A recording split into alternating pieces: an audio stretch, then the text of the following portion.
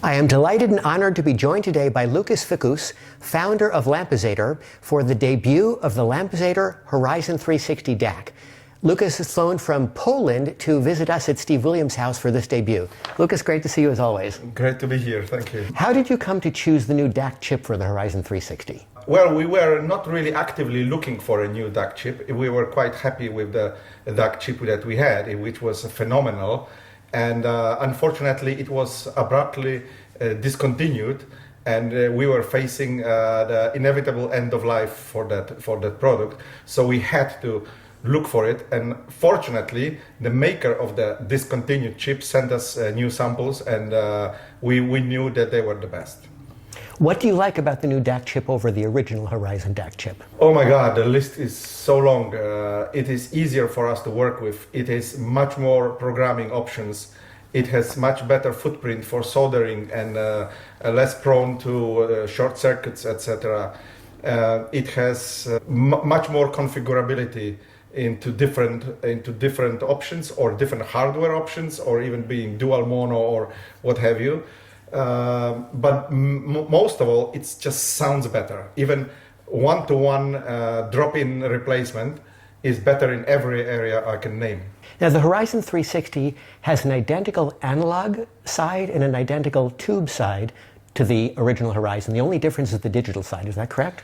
Yes, the digital side, all the conversion part and all the current to voltage conversion and the interface to the tubes has been modified. So starting from the tube grid onwards, everything is as it was. So we wanted to assure quick switchover and don't create a new 2-year project for the whole DAC. Focusing on the USB interface, how is the USB interface of the 360 improved upon the USB interface of the original Horizon?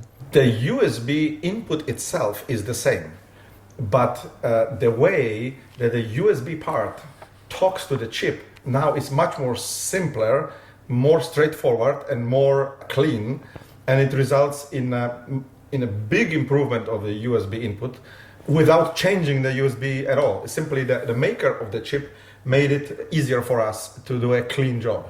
How, to your ears, does the Horizon360 sound different than the original Horizon? First of all, what I hear the same is the sound that I like, because I design for my liking of the sound. And I disregard what other people tell me. If I don't like it, nothing else matters.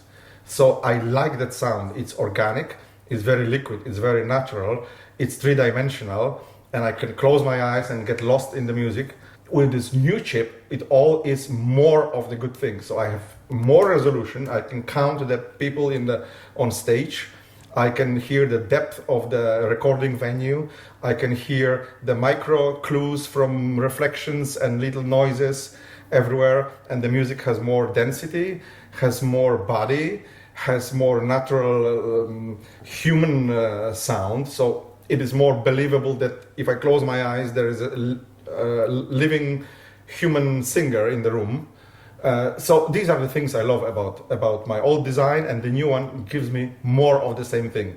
And I haven't yet found any negative downside. I know it's been a long evolutionary process, but can you tell us briefly, how did you come to develop the XDMI interface for the Horizon360? XDMI interface, as some people know, it's not a standard, it's not a protocol, it's not something that is industry standard. So we are working with kind of like engineering improvisation. And Taiko was working with improving something that was basically 20 years ago started as a PC computer, like a desktop computer, evolution into the musical computer and very good computer and high level musical server like the Taiko Extreme. And to take it to the next level, they had to re-engineer the internal processing of the signal. That means dramatic changes in operating system, in BIOS of the motherboard, in the way that the signals are being handled between the microprocessor and the Windows system, etc., etc.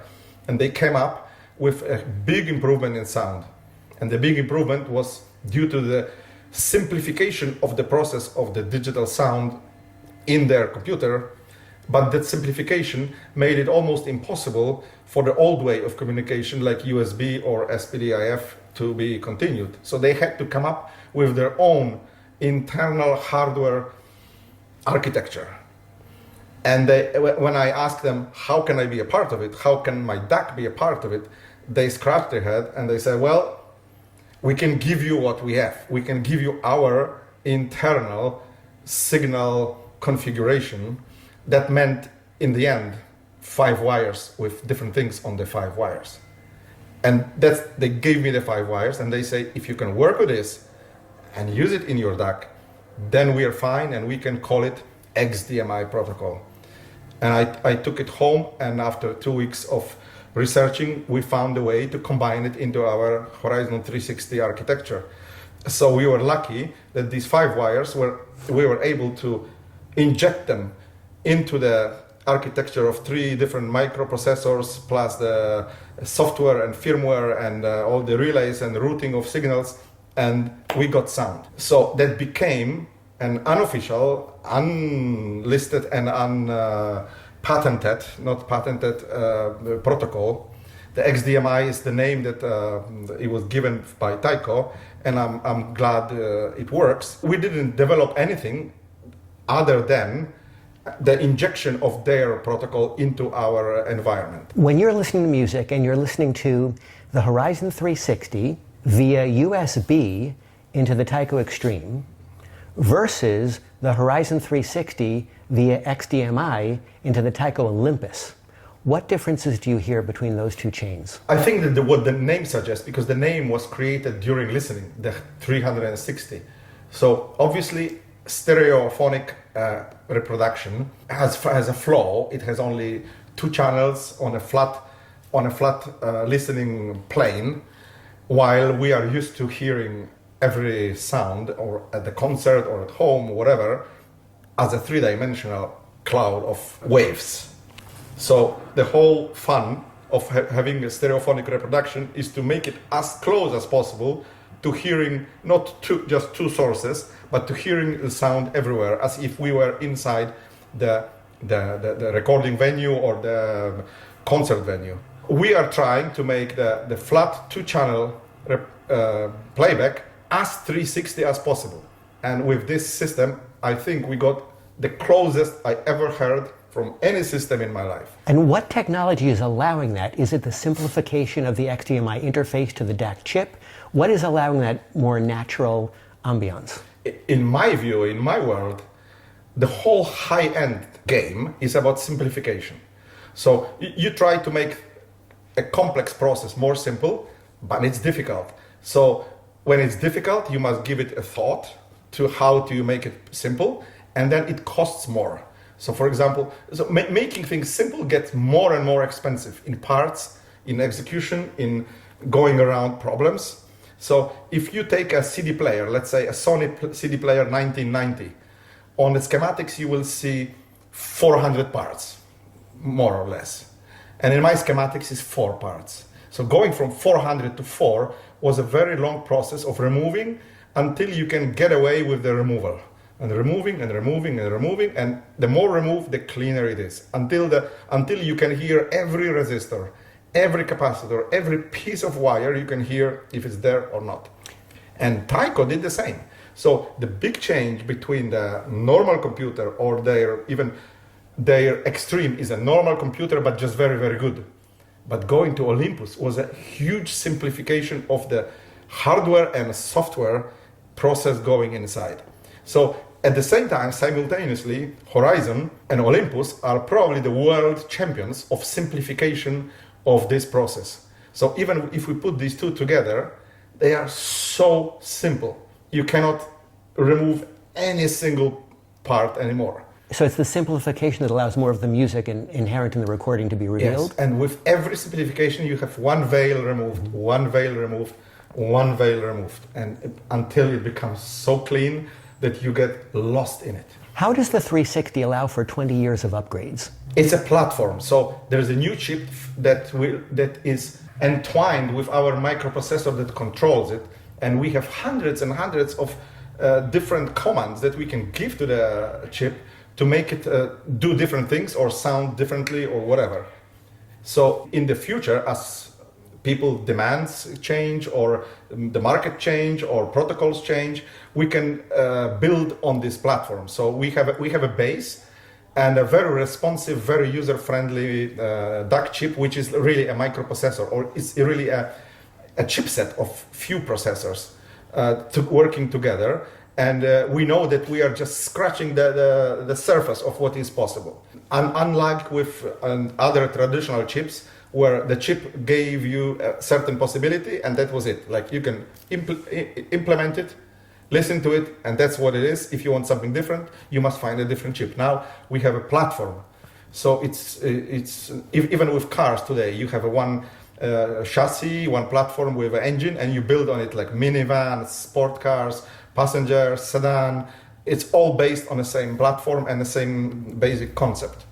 So that's how I see the 360. That is the beginning of a great adventure.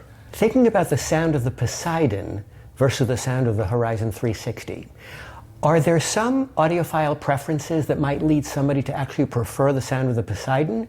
Or do you think virtually everybody would prefer the sound of the 360? Well, it's hard to say. Honestly, I haven't yet heard someone who would prefer Poseidon. It's a great DAC. And if Horizon didn't exist, that would be our champion and would be our flagship by far. And I absolutely love it. But then changing to 360 is like, oh my God, oh yeah, I know. This is something else. So it is difficult to answer. We have two competing engines. So we have now, as I mentioned, we have the platform. So the Engine 11 is a platform on which we can build many different levels of sophistication, many features and many software additions, and similarly on Horizon. So these are two competing platforms, but inevitably Horizon always gets ahead because it's the best chip technology available to humans today. Will any of the developments in the 360 trickle down to a future Baltic 5? I don't see 360 trickling down. There will be a marginal side project where we remove the Horizon 1 boards, which were just 1 year ago, they were the best for me, the best in the world. We remove them now and we store them, and we have a storage of tens of these boards, and they are very precious, and they are unique and they cannot be replicated. And I'm going to make a side project recycling them into a simple but yet very nice DAC. So it will be something for people who could never afford the Horizon to get a glimpse of what it was at a much lower price. So the people who had a keen eye on the Horizon, you can hold your breath, because in about half a year we will have something with this recycle. Maybe it will be 10 per year, only limited series, but I don't see myself throwing that in the garbage. Will we see an upgraded Baltic 5 at some point? Not anytime soon. Mm-hmm. Now with the Engine 11, it's taken to such level that I don't see any need or any itch to play with this design. Maybe we will make it cosmetically better, looking more modern, because with our metal people are very nice, and they offer us some designs of, let's say, a better shape front panel. So it's a facelift, but internally it won't change. What is the origin of your DAC partnership with Sam Wisniewski of Destination Audio? Well, we are almost from neighbor village. We have a 5-minute drive to see each other. Sam is famous for making speakers, and he had a dream of having a one brand system. So he added GM70 amplifiers to that system, and then the preamp, and then the phonostage. And so he said, my ultimate dream would be to have a DAC, but I don't know anything about DACs. And then I thought, oh my God, he's going to try to develop a DAC to complement this system. Why would he spend 3, 4, or 5 years of failures before he learns to make a good DAC if I have good DACs? But he doesn't want my name on it. So I said, why don't we collaborate? I will give you the know-how.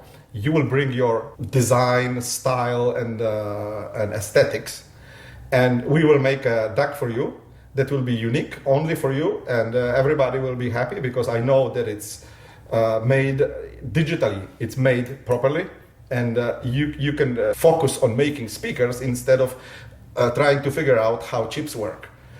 So for us, it's a win-win situation. He is a very limited manufacturing capability, so it's not anything even in the range of what we're doing. But he will be able to be happily presenting the entire Destination Wisniewski system. And that's fine because he's a good friend, why not? Is there a different design philosophy with the DAC you partnered on with him versus LampizatOr design philosophy? How would you describe the underlying difference in design philosophy? Yes, his DAC will be much less universal and, let's say, user-friendly. It is just single-ended, has no volume control, no remote control, so you have an input signal and output stereo pair RCA, that's it. But it will sound very good because he's using extensively very good tubes, very good chokes, very expensive capacitors. So it is, you can say it's like a DIY project where people throw all the money on expensive parts and a lot of hand labor with disregard for manufacturability, repeatability, and massive scale, and serving many markets from Asia to America. So he doesn't have all these concerns. He wants to maximize the sound quality from what he has. And his DAC is fairly simple, which is the key, as we know, to good sound. So it potentially, I haven't heard it yet fully finished, but I know that it has a big potential to sounding great. It's an expensive DAC, so it better sound great. And it's gonna be definitely his sound because he chose the capacitor brand, the wiring inside, the transformer maker, and the tube configuration. So it is going to be very Samish sound. And I'm gonna give him my engine that will be just plug and play. So nothing to worry about. I think it's a win-win, really. I think the Destination DAC's priced around $36,000, so it's in between the Poseidon and the Horizons. Yes. Are you concerned that it might cannibalize the Horizon sales at all? No, because are there really different audiences? They are different audiences. The numbers are not there, and I'm making the same money, so I don't care if I make that money through LampizatOr channel or Sam's channel, as long as I'm paid for my years of R&D, I'm happy. So there is no cannibalization.